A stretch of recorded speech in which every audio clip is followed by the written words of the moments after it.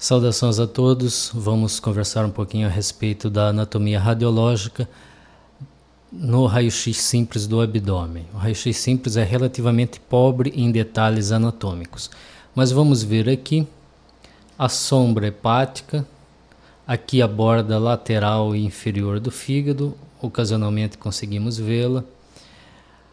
Aqui a região onde fica o baço, normalmente nós não conseguimos delimitar bem o baço, a hemicúpula diafragmática esquerda e a direita.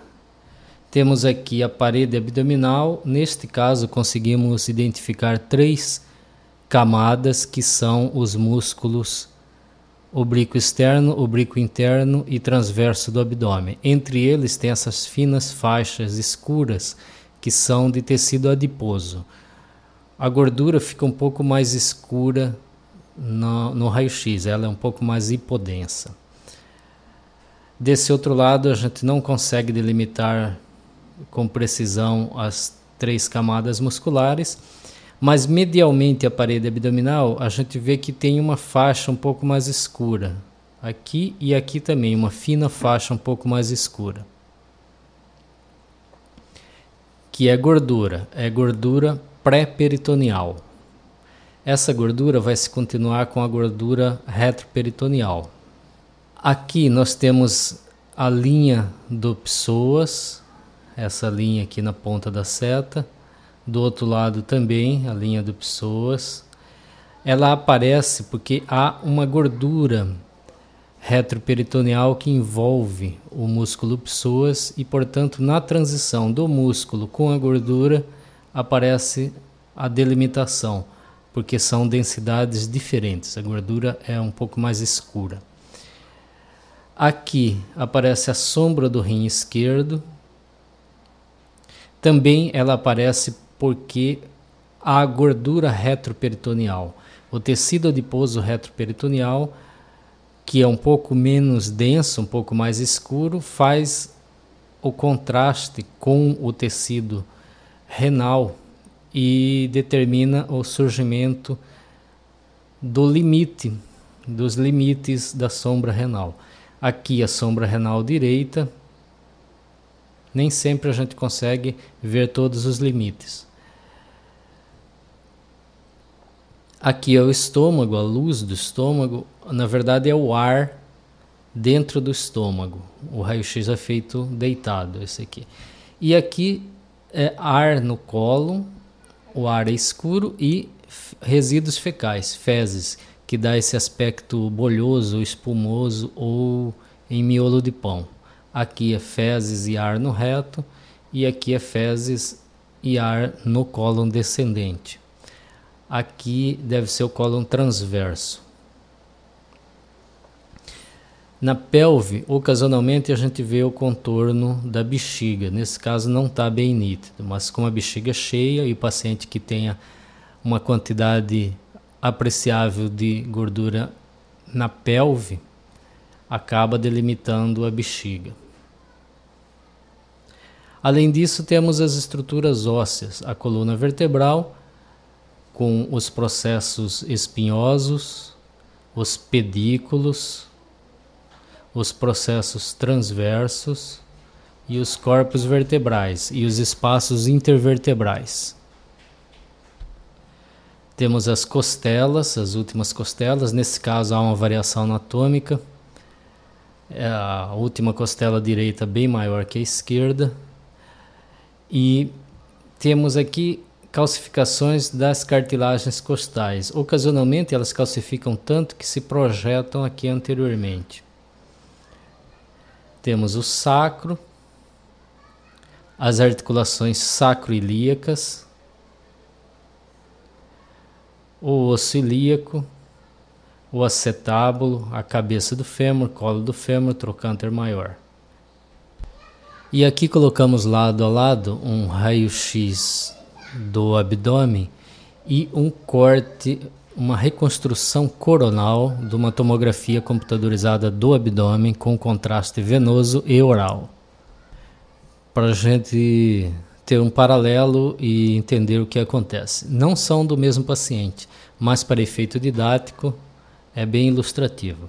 Veja que na tomografia, assim como no raio-x, a gordura é escura, esse cinza escuro. O ar é preto e os tecidos moles têm essa densidade um pouco maior. Então vamos observar aqui a parede abdominal, vamos fazer um paralelo da tomografia com o raio-x. Observe o músculo oblíquo externo, oblíquo interno transverso do abdômen e as faixas de gordura entre eles. E observe lá no raio-x o transverso do abdômen, oblíquo interno e oblíquo externo e as faixas de gordura entre eles. Observe aqui a faixa de gordura pré-peritoneal separando a parede do cólon. E observe lá uma fina faixa de gordura pré-peritoneal também separando a parede abdominal do cólon. Aqui o cólon, aqui o cólon. Aqui a borda hepática, às vezes que a gente consegue ver essa borda inferior do fígado, esse ângulo inferior do fígado no raio-x, é porque existe essa gordura intra-abdominal que faz com que apareça a margem do fígado aqui no raio-x. Observe do outro lado também a gordura pré-peritoneal, que na verdade é extraperitoneal. Observe aqui que temos uma bexiga cheia e há um pouco de gordura ao redor da bexiga. Então, neste caso aqui não aparece, mas ocasionalmente nós podemos delimitar bem o contorno da bexiga em decorrência da presença dessa gordura.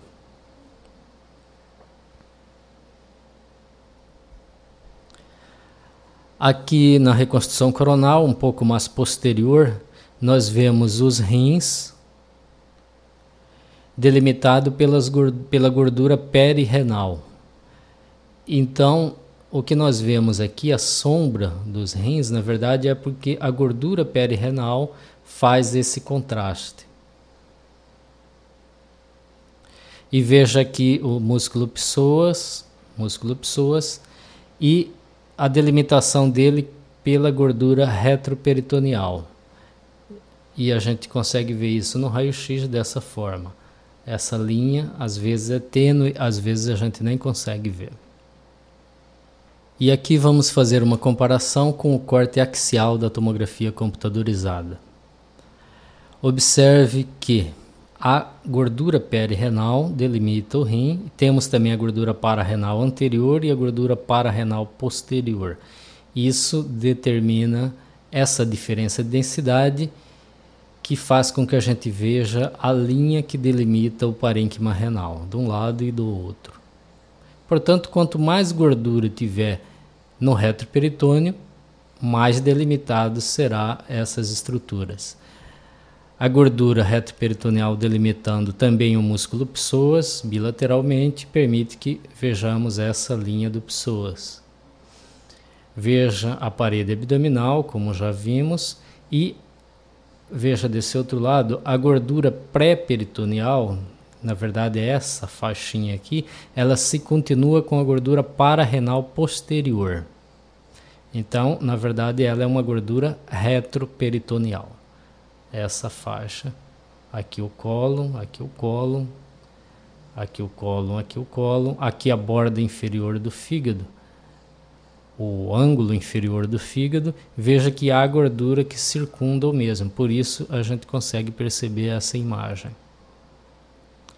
Ok? Então é isso, o raio-x do abdômen, as estruturas anatômicas são poucas que a gente consegue delimitar, mas é um exame que na emergência as alterações patológicas podem ajudar muito ao diagnóstico e à orientação de outros exames para a resolução dos problemas, principalmente em atendimentos de emergência. É isso, obrigado e até a próxima.